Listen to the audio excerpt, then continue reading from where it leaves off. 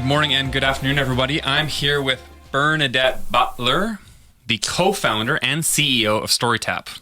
Thanks for being with me here today. Thanks for having me, Jared. So, Storytap. What's that? What is Storytap?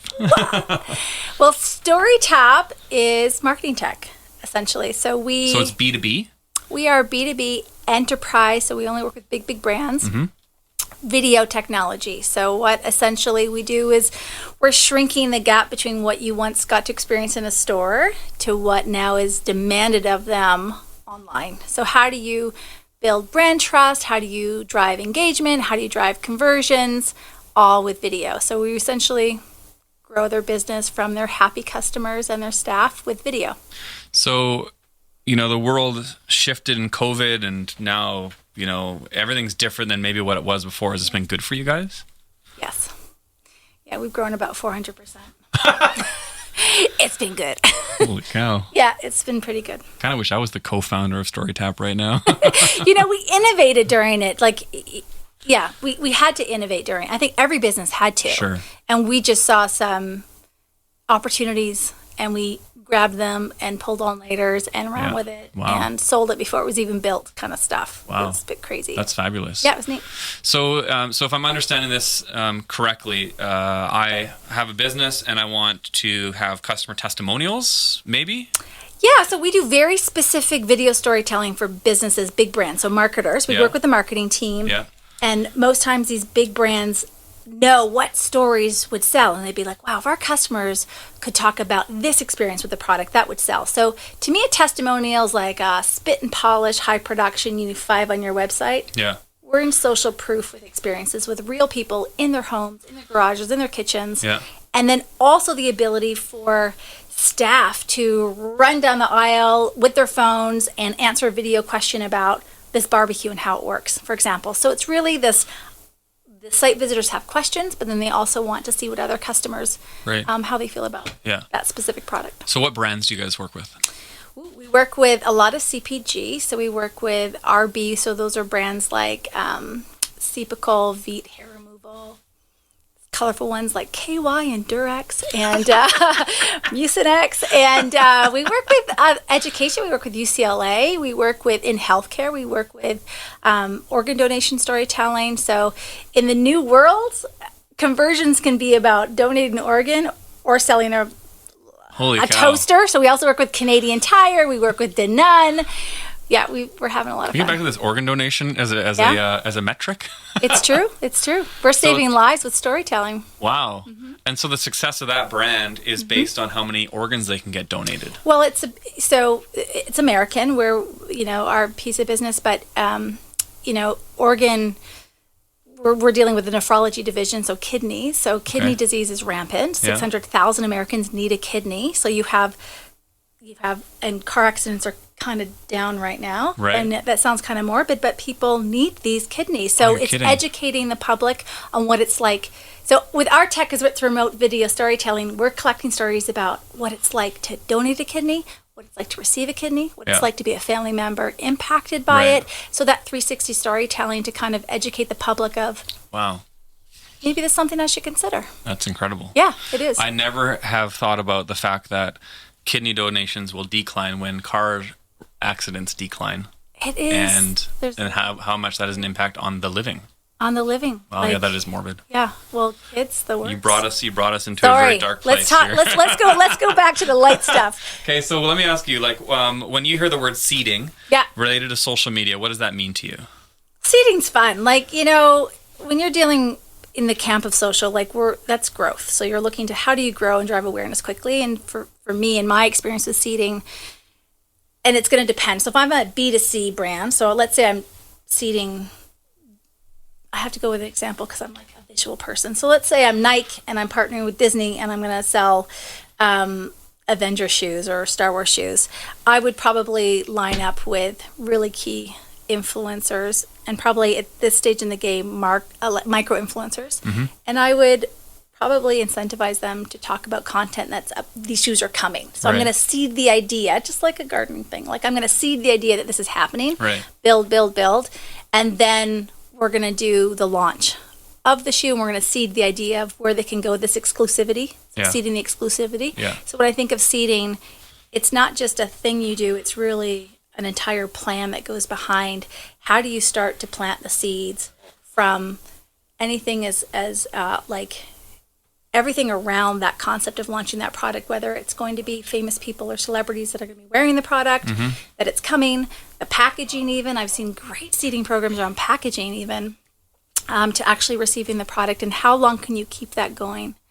And even the seeding, so there's also this awesome strategy of like you're seeding micro-influencers that are influencing another market. Right. So really, when I think of seeding, it's really reach. Like, how can you build this excitement? Everybody's pointing towards virality, right? But how can you expand that reach to drive that metric forward? So what is virality?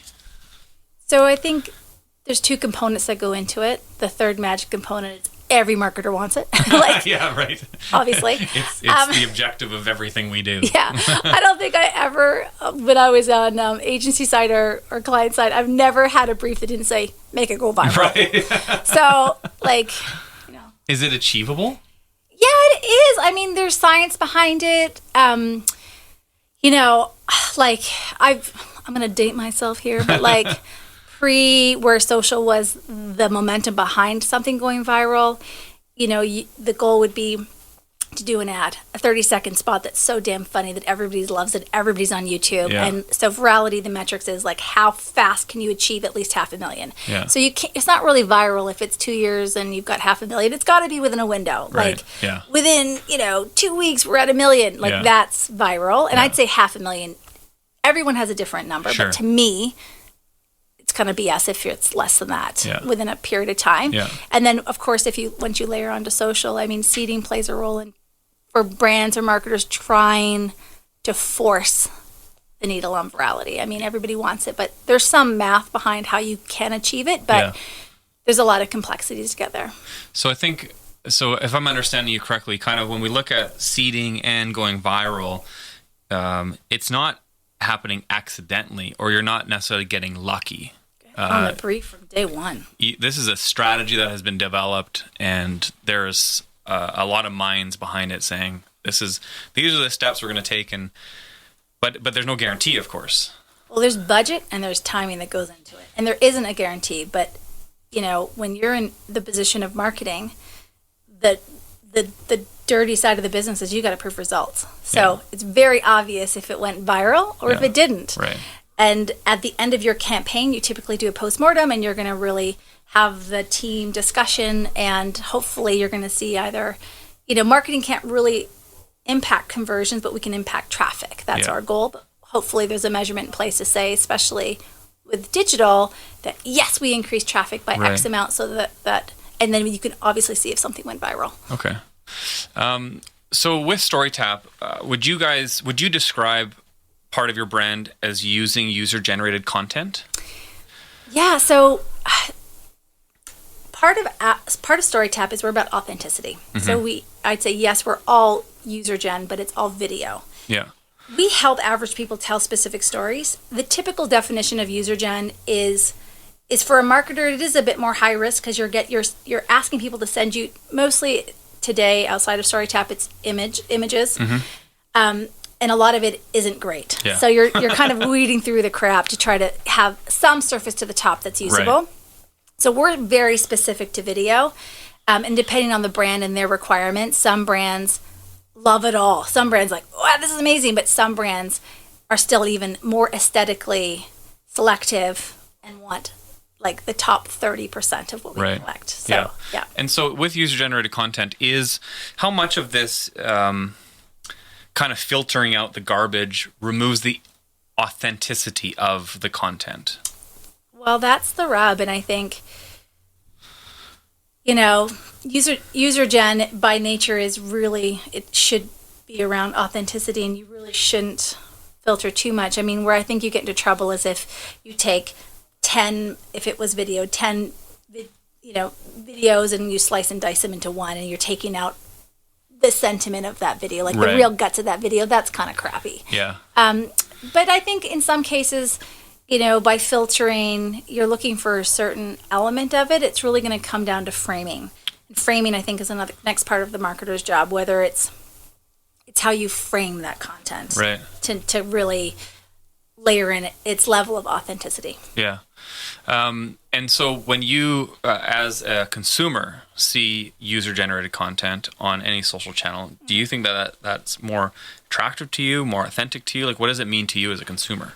Well, I think I know too much. Like, I honestly, there's so many influencers that aren't saying they're getting paid for it. Yeah. So I'm always looking for the bullshit. Yeah. As a consumer, I'm very quickly deciding whether this is manufactured fake Right. bullshit or if it's real. Yeah. I really love, great campaigns that are using user gen where it's, it's quality work and it's surprisingly delightful, and Right. there's aspects of it that I think are unique.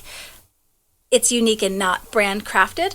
Do you think that, we see a lot of documentaries on Netflix and wherever about social media now. Do you think consumers are becoming more astute to this type of stuff? Totally. Consumers aren't as easily convinced as they once were? I think I think consumers are really hip to the hacks. So like influencers that are buying likes, and you can easily go on any if you're following certain folks and you're like, oh, I'm not sure about this person. Yeah. You can quickly discern if it's emojis or the language on the comments. There's 6 comments and like 3,000 likes. Yeah. There's a disconnect there. Yeah. There's some bullshit happening. Yeah. So I think consumers are getting hip to it. It's pretty, main media, I think, about people getting paid to talk about products. Right. And I think there's some consumers that don't care. Like the Kim Kardashians, people are just going to love what she endorses. But I also think some influencers are deciding what they want to talk about and what they feel good about. Right. So yeah. Kim Kardashian's not going to endorse something unless she wants to. This is going to hurt her brand. She probably doesn't need the cash. She doesn't need the cash. But like even, micro influencers where a brand wants them to sell the shoe, for example, and yet they sent over content that they want them to pump out, and that content doesn't align with their brand and it's going to hurt them. You better not take that $400 check and do it. Right. Because it's going to hurt your little business you're trying to do. Yeah. So I think it's two-sided. When you say micro influencer, what does that mean to you? What's the difference between a micro-influencer and the rest of influencers? So I think a micro-influencer is really, so these are definitely people that have a business where they are actively trying to grow a persona, but it's very niche. So it's very, very, very specific to being a vegan or you're, I like that's what you chose. Like it's very specific to raw vegan, only being eating seaweed. A raw only vegan. I'm feeling this. Okay. And I'm not a vegan. Not a vegan. He's not a vegan. And I actually have a friend who is a micro-influencer and who is a raw food vegan. There you go. And she hikes and climbs mountains, and she's incredible. Yeah. And she's a micro-influencer. I'm not sure how many she has, but I think the sweet spot is it can be 500 followers, but as long as they're engaged. Right. It's if you have 2 million followers and they're not really engaged, marketers are really, you have to be hip to it right now to go, okay, I'm not going to give this person $30,000. Right.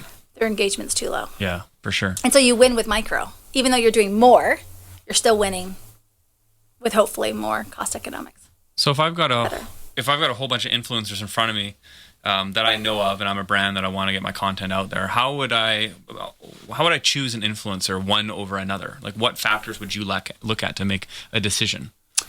Well, if you're a client, this is your example, yeah. You'd be hiring an agency to do it for you. There's so much tech around how to find influencers and work with great influencers, and I really love that because there's a vetting process. Yeah, it's very time consuming to go through it. If you are on a budget and you can't afford agency fees, etc., and you're having to do it, you would have to really do your homework, and it would be very time consuming. And you would have your budget and try to map out, I'd say, reach times frequency, and then, what is your overall strategy and how often do you need them to post for you? Yeah. And what's your return? So a lot of them will be like, you get a year worth of their content and then it shuts off. Yeah. But it's really going to come down to what are your goals and what do you need to achieve? Yeah. And how much money you can Like, I think micro influencers are around, I don't know, $300, but it's like 3 or 4 posts and it lasts for a month. and they can still have that up for a year. Yeah. But ultimately, the brand doesn't own what they produce. Right. Like they don't own that. So Yeah. there is some risk there. Yeah. That's interesting. And do you see, as a marketer, and you've been working in the field for a while, well, not too long, obviously, because you're pretty young, but You're so nice. do you see the influencer continuing to hold some type of authority when consumers are thinking, hey, I want to buy this product? I think it depends. I always, one thing I love about influencers is they always put together a media kit, right? So you always ask for their media kit, and I always find that so fascinating of what you see on their media kit. Like, what's fascinating about it?